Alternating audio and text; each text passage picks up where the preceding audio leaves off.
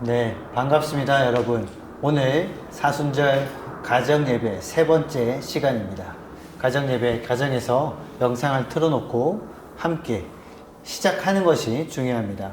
다시 한번 시작하셔서 이번 주부터라도 새롭게 가정예배 시도하시고 도전하셔서 사순절에 부어주시는 그 하나님의 은혜 가운데 다시 한번 여러분을 초청하며 나아갑니다.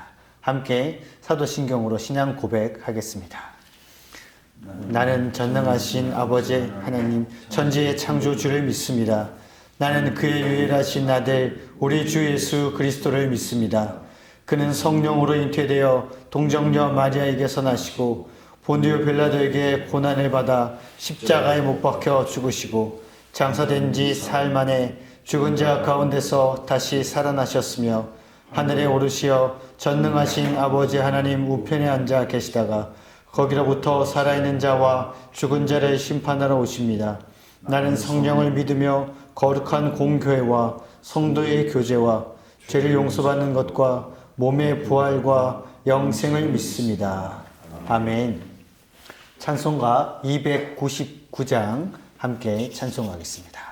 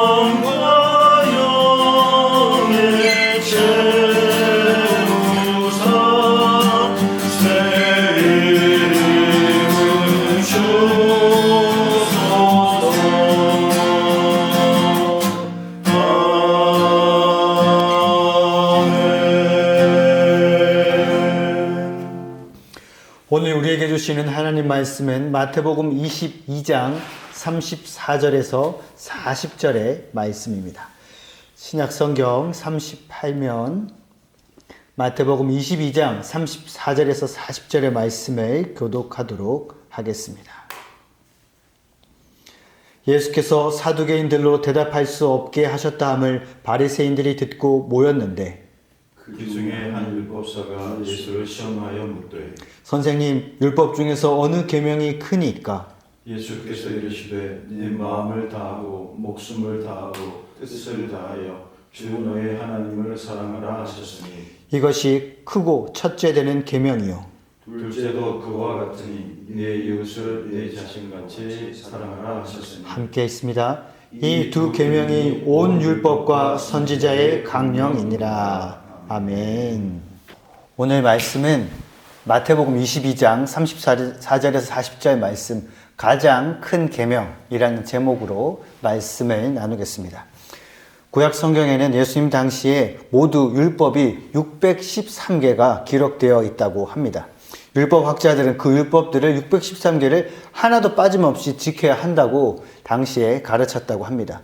그러나 그것이 가능하지도 않았지만 그것을 서로 지키다 보면 서로 이제 충돌하는 율법끼리 서로 충돌하는 일이 생깁니다. 예를 들면 십계명 중에서라도 안식일을 거룩하게 지키라는 율법과 부모를 공경하라는 율법이 충돌하는 경우가 생깁니다.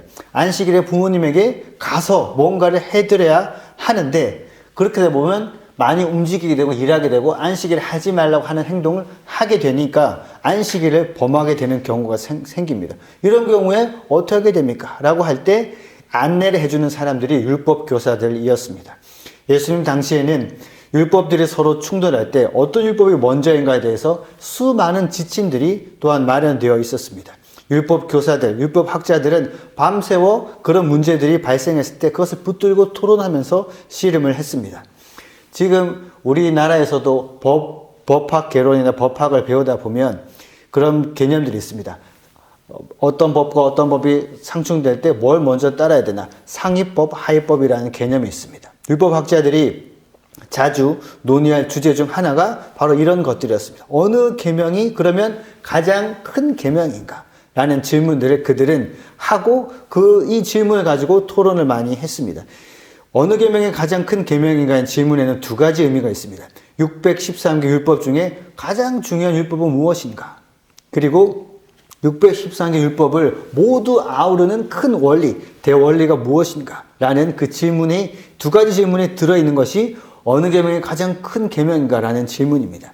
이 질문을 두고 율법학자들은 많은 세월, 수많은 밤을 새워 토론을 계속해서 했었다라고 합니다. 근데 결론이 나지 않았습니다. 바로 이 질문을 예수님께 질문을 율법학자가 한 것입니다. 예수님, 율법 중에 어느 계명이 크니까? 오늘 본문에서처럼 예수님은 준비한 것처럼 고민하시지 않고 바로 말씀을 하십니다. 예수께서 이르시되 내 마음을 다하고 목숨을 다하고 뜻을 다하여 주 너의 하나님을 사랑하라 하셨으니 이것이 크고 첫째 되는 계명이요 둘째도 그와 같으니 내 이웃을 내 자신같이 사랑하라 하셨으니 이 두 계명이 온 율법과 선지자의 강령이니라. 이 대답이 특별한 이유는 두 가지가 있습니다. 원래 네 가지지만 오늘 간략하게 두 가지만 살펴보고 우리가 적용을 하려고 합니다. 첫 번째는 613개 이 계명을 사랑이라는 한 단어로 다 담아내셨다라는 것입니다. 율법학자들은 여러 가지 분류와 나눔을 통해서 나누고 서로의 관계를 논의하느라고 이 기본 원리를 놓치고 있었습니다. 예수님은 다시 기본으로 돌아가셔서 기본 원리들을 사랑이라는 단어로 다 담아내신 것입니다. 하나님이 그 모든 계명들을 주시면서 사람들에게 기대하신 것은 바로 사랑입니다. 율법 안에는 하나님의 마음이 담겨 있습니다. 율법을 통해 하나님을 알아가는 것입니다. 두 번째로 하나님 사랑과 이웃 사랑을 두 가지를 나누어진 것이 아니라 두 가지를 결합시킨 것이 아주 특별한 대답이셨습니다. 당시 율법학자들의 가르침에 의하면 당연히 하나님 사랑이 가장 중요했습니다. 하지만 예수님은 둘째도 그와 같으니 라는 말로 두 종류의 사랑을 결합시켜 놓으십니다. 이 말은 둘째 계명도 첫째 계명과 똑같이 중요한데 라는 뜻입니다. 하나님 사랑과 이웃 사랑은 분리될 수 없다는 뜻입니다. 하나님을 참되게 사랑하는 사람은 이웃 사랑이라는 열매를 자연스럽게 맺어간다 라고 예수님이 그 두 가지를 합쳐 주신 것입니다. 그래서 사도 요한은 요한일서 4장 20절에서 21절에서 이렇게 말했습니다. 누구든지 하나님을 사랑하노라 하고 그 형제를 미워하면 이는 거짓말하는 자니 보는 바 그 형제를 사랑하지 아니하는 자는 보지 못하는 바 하나님을 사랑할 수 없느니라. 우리가 이 계명을 주께 받았으니 하나님을 사랑하는 자는 또한 그의 형제를 사랑할지니라 라고 말을 했습니다. 말씀을 마무리하면서 적용을 합니다. 여러분, 사랑을 받고 사랑을 하기를 원하실 것입니다. 먼저 그렇다면 예수 그리스도 안에서 하나님이 완전한 사랑을 맛보는 것이 너무나 중요합니다.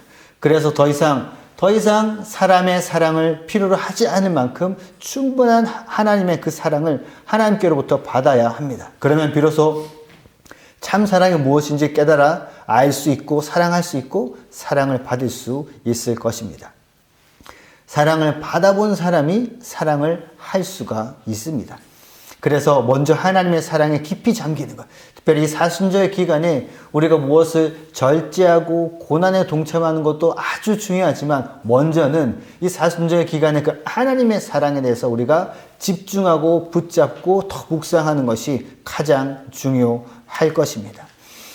그러면 사람에게 사랑받지 못해서 생긴 상처들이 치료될 것이고 품을 수 없던 사람도 사랑하게 될 것이고 그리고 더 이상 사람을 찾아다니지 않아도 사람들이 다가와서 사랑을 더해 줄 것입니다. 먼저 우리 마음에 십자가에서 이미 충분히 드러난 그 하나님의 사랑 가운데 우리가 나아가십시다. 그리고 그 사랑으로 마음에 쌓인 모든 더러운 것들, 날카로운 것들, 상처나는 것들이 하나님이 녹여내실 수 있도록 우리 하나님이 일하실 수 있도록 내어드리면서 나아가십시다. 그러면 율법학자와 바리새인들의 의를 뛰어넘는 우리가 한 것이 아니라 하나님이 그렇게 우리 안에 진정한 의를 이루어 주실 것입니다. 이 말씀을 적응하면서 이제 같이 기도하도록 하겠습니다. 여러분 말씀을 기억하면서 말씀의 핵심은 그것입니다. 우리가 여러 가지 뭐가 더 중요한지 막 논의를 하기 전에 예수님이 말씀하신 핵심의 정신 하나님의 사랑 가운데 더 깊이 나아오라 라는 그 말씀을 기억하면서 우리가 이 시간에 하나님의 사랑 가운데 깊이 들어가고 잠기게 되기를 기도하십시다. 이미 충분하게 부어져 있는 그 하나님의 사랑 가운데 힘을 빼고 힘을 들여서 우리가 무엇을 붙잡으려 하는 것이 아니라 우리가 물에 힘을 빼야 물이 우리를 안아서 우리가 물에 뜨듯이 하나님 우리를 안아주시는 것을 신뢰하면서 무한한 사랑으로 우리를 안아주시는 그 하나님의 사랑을 생각하면서 하나님, 제가 하나님의 사랑 가운데 깊이 안식하며 안기를 원합니다. 하나님이 이미 나에게 충만하게 부어진 그 사랑을 기억하며 나아가오니 다시 한번 그 사랑이 생각나게 해주시고 그 사랑 가운데 깊이 우리가 잠기고 나아갈 수 있도록 인도하여 주시옵소서 라고 기도하면서 나아가십시다. 기도하겠습니다. 하나님 사랑 가운데 깊이 나아갑니다. 이 시간에 하나님 이 설교를 듣고 영상 가운데서 함께 기도하는 이 순간 가운데 모든 사람들 가운데 동일한 성령님께서 역사하여 주셔서 우리를 하나님의 그 깊은 사랑으로 안아주시옵소서. 수고하고 무거운 짐진 자들아 다 내게로 오라 말씀하시면서 나의 사랑 가운데서 너희가 지치고 힘든 것들을 다 내게 쉬어라 말씀하시는 주님 안에서 이 사순절 기간 주님의 사랑에서 깊이 잠기며 나아갈 수 있도록 인도하여 주시옵소서. 하나님의 사랑 가운데 더 충만하게 잠기며 나아갈 수 있도록 인도하여 주시옵소서. 주님 우리를 초청하시고 부르시는 그 하나님 앞에 나아가오니 주님 인도하여 주시옵소서. 감사드리며 예수 그리스도로 기도합니다. 아멘. 하나님 우리는 사순절 기간에 무엇을 안 하려고 하고 절제하려고 하고 무엇을 우리가 지금도 우리는 해야만 한다는 애씀이 많이 있습니다. 그러나 하나님은 이 사순절 십자가의 사랑을 다시 한번 보여주시면서 하나님의 사랑 가운데 더 깊이 안기라라고 말씀하시는 주님을 기억하며 우리의 수고하고 모든 짐들을 다 하나님 앞에 다시 한번 내려놓고 주님의 사랑을 다시 한번 깊이 묵상하며 나아가오니 주님의 사랑으로만 우리가 소송케 될 수 있도록 인도하여 주시옵소서. 감사를 드리며 예수님 이름으로 기도합니다. 아멘. 우리가 사순절 예배에 영상들을 항상 드리면서 한 가지씩 말씀을 듣고 적응하는 기도를 하고 꼭 또 마지막 찬송하기 전에 우리 자연 이 생태 하나님이 만드신 이 자연 생태들을 보호하고 하기 위해서 사순절에 적응 한 가지씩 저희가 나누고 있습니다. 지난주에 우리가 나눴던 이메일을 삭제를 하는 것들, 이메일 저장을 하고 냉장고로 조금 더 비우는 것들을 잘 적용하셨는지 모르겠습니다. 저는 바로 이 메일을 싹 다 비웠습니다. 이것이 분명히 또 이 바로 할 수 있는 작은 실천인 것들을 기억합니다. 오늘은 간단한 두 가지를 제안해 드립니다. 음식물 쓰레기. 우리가 식당에 가도 음식물 쓰레기가 많이 나오는데 집안에서 음식물 쓰레기 양을 3분의 1이라도 줄이도록 한 주간 동안 노력해 보시기를 권합니다. 반찬을 덜어서 담을 때 그리고 또 먹을 때, 네. 남긴 거 음식물 쓰레기를 버리지 않아야 된다고 해서 다 드시지는 말고 미리 잘 배분해서 음식물 쓰레기 양을 줄여보는 것들을 생각하고 이야기하고 실천해 보시기를 권해드립니다. 오늘 예배 영상을 촬영하고 있는 오늘 이날이 오늘 3월 3일입니다.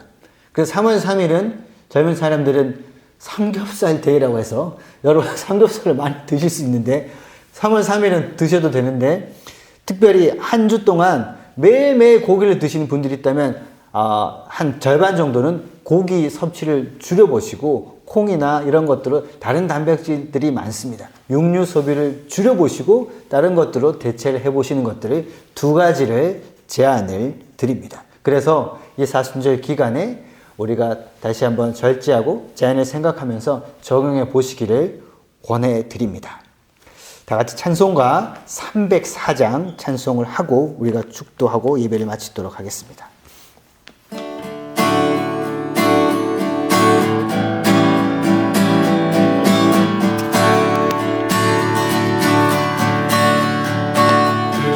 크신 하나님의 사랑 말로 다 요용 못하네. 저도 높은 별을 넘어 이 낮고 낮은 땅 위에 죄범한 영혼 구하려 그 아들